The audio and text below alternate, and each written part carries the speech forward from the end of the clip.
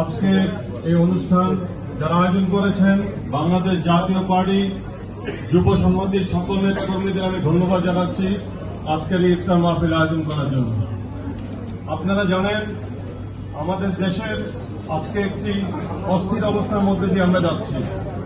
আমি সবাইকে আহ্বান করব ঐক্যমত এবং সবাই একসাথে দলীয় স্বার্থ ব্যক্তি স্বার্থ ভুলে গিয়ে আমরা সবাই একসাথে কাজ করব, যাতে যে আত্মত্যাগের মাধ্যমে আমরা এই স্বাধীনতা পেয়েছি সেই স্বাধীনতা যেন আমরা রক্ষা করতে পারি। আমি গভীর শ্রদ্ধার সাথে স্মরণ করছি 5ই আগস্ট গণ অভ্যুত্থানের সময় অংশগ্রহণকারী সকল ছাত্র জনতা, বিএনপি, বিজেপি সহ সকল রাজনৈতিক দলের নেতা কর্মীদের যারা এই আন্দোলনে অংশগ্রহণ করেছেন, আহত হয়েছেন, শহীদ হয়েছেন।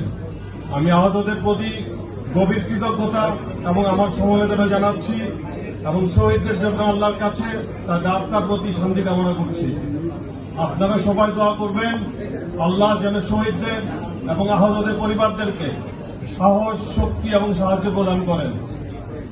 একটি দেশের অর্থনীতি, রাজনীতি এবং একটি দেশের উন্নয়নে যুব সমাজের ভূমিকা অত্যন্ত গুরুত্বপূর্ণ। আমি বাংলাদেশ জাতীয় পার্টি যুব সংহতির সকল নেতা কর্মীদেরকে আহ্বান জানাচ্ছি, আপনারা যেভাবে গত 17 বছর ধরে এই দেশের মানুষের পাশে প্রত্যেকটি আন্দোলনে কাজ করে গেছেন, তেমনি ভাবে আপনারা ভবিষ্যতে যদি বিজেপি চেয়ারম্যান জনাব আমদানির রহমান পার্থর বলিষ্ঠ এবং আপসীর নেতৃত্বে কাজ করতে পারেন, আমি বিশ্বাস করি এই দেশের মানুষ অবশ্যই একদিন একটি গুম, খুন এবং দুর্নীতি মুক্ত সমাজ দেখতে পাবে ইনশাআল্লাহ। আপনাদের সবাইকে আমার শুভকামনা, সবাইকে অগ্রিম ঈদ মোবারক জানিয়ে আমি আমার বক্তব্য শেষ করছি। আসসালামু আলাইকুম।